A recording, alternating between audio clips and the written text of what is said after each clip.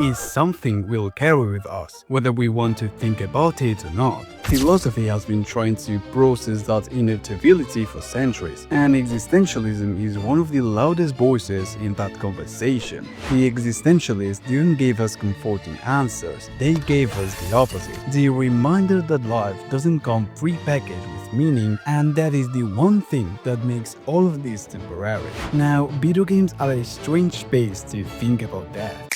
In most games, dying isn't permanent. It's a temporary setback, a mechanic, or sometimes even a joke. In other words, games allow us to treat death in ways we can in real life. They let us test it, rehearse it, and even mock it. And yet, the way games portray death, whether it's a 1-second respawn in Call of Duty, the slow narrative grief of The Last of Us, or the existential loop of Darksouls, reveals a lot about how we as players relate to life's most final boundary.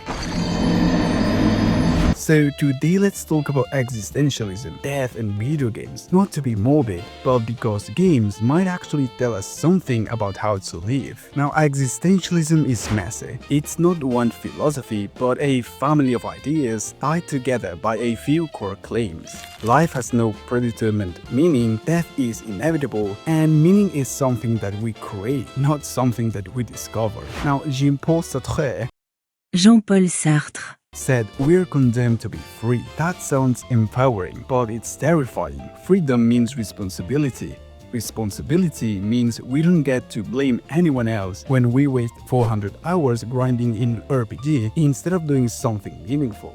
Albert Camus talked about the absurd, the tension between our needs for meaning and the universe silence. For Albert Camus, the choice wasn't despair, it was rebellion. You live, you create meaning, even knowing that death ends it all. Now, here's where games come in. They put us in a simulated world where we can literally confront those existential questions. But unlike real life, they gave us systems, checkpoints, and sometimes response. They chip death for us, and in doing so, they let us explore it.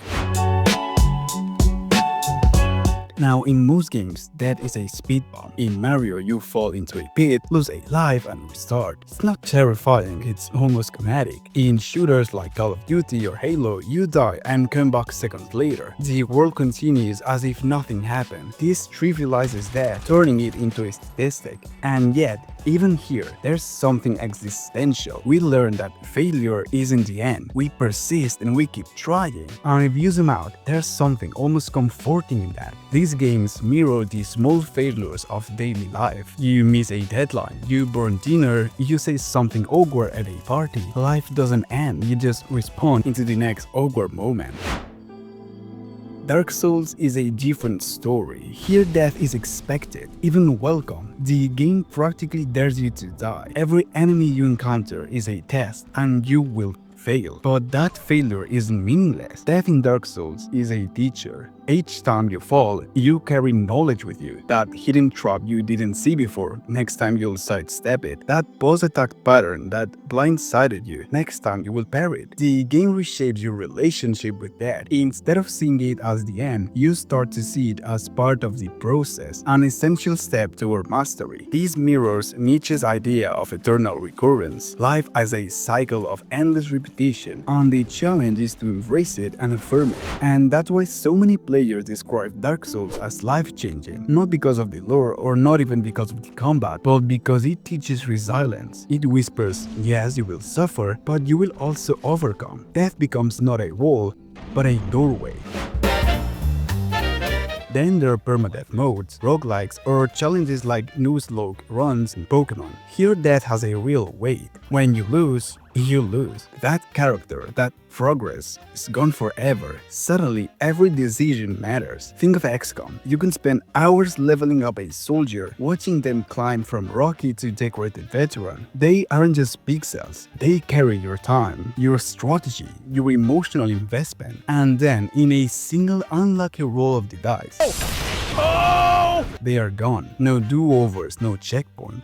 It hurts, but it also creates meaning. Their survival feels valuable precisely because it's fragile. You feel the burden of responsibility for every move, and when they fall, you're left with grief but also stories. Remember that time that Corporal Ramirez survived 3 missions with 1 hit point? XCOM teaches us that mortality is the price of significance. Then there are games that don't just use death as a mechanic, but as a narrative force. The Last of Us. Death isn't something you shrug off. It's the core of the story. The opening scene where Joel loses his daughter is brutal precisely because it's irreversible. No response, no retries. That pain defines him, and it sets the stage for every choice that he makes. Later deaths in the series carry the same weight. Each loss reshapes the characters, forcing them and us to confront how fragile life is. And then there's Red Dead Redemption 2. From a very beginning, you know Arthur Morgan is doomed. Tuberculosis hangs over him like a death sentence, and it changes how you play. Every conversation, every ride through the wilderness, every act of kindness or cruelty feels heavier because you know time is running out. Arthur's story is existential at its core. He knows he can change the ending, but he can choose how to live with the time left. Do you spend his last days seeking redemption, helping strangers, mending relationships, or do you double down on violence and self-destruction? The inevitability of death forces the players into Sartre's dilemma. Meaning isn't given. You have to decide what Arthur life stands for. These games don't just include death, they remind us that it's the shadow that makes life precious. Let's come back to Albert Camus. and the absurd. Life gives us no answers. The universe doesn't care what we do. Games simulate that condition in interesting ways. Take Minecraft. The world doesn't care what you build. A castle, a dirt hut, a working computer, it's all equally meaningless to the code. The meaning comes from you, your goals, your imagination, your time. Okay, no, stop.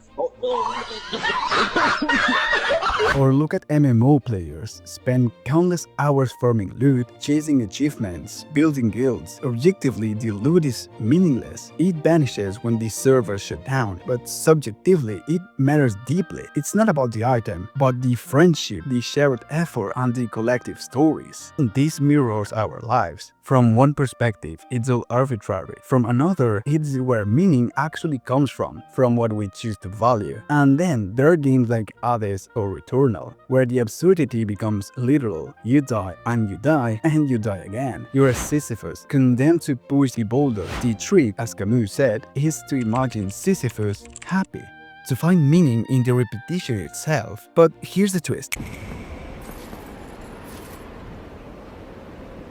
In games, repetition isn't just suffering, it's mastery. The grind itself, the process of trying again, becomes its own source of satisfaction. Maybe that's the hidden existential truth games are teaching us. Even in the loop, there can be joy. So what does all this tell us? Games trivialize death, but they also let us practice confronting it. They remind us that while death is certain, meaning isn't. In fact, it's precisely because life ends that the choices inside it matter. When you finish a game, what sticks with you isn't how many times you failed. It's the journey you shaped. The characters, the victories, the stories you made along the way. And that's the existential lesson. Meaning isn't handed to us, it's made in play. And maybe that's why we return to game again and again. Not because they shield us from death, but because they let us experiment with it, wrestle with it, and sometimes even make peace with it. Maybe that's why video games resonate so deeply. They didn't just distract us from death, they gave us safe space to wrestle with it. They let us laugh at it, learn from it, and sometimes even weep because of it.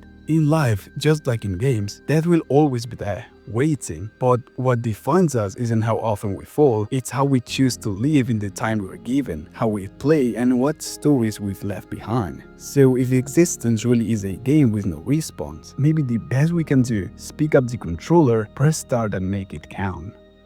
Thank you for watching, and see you soon, random internet brother.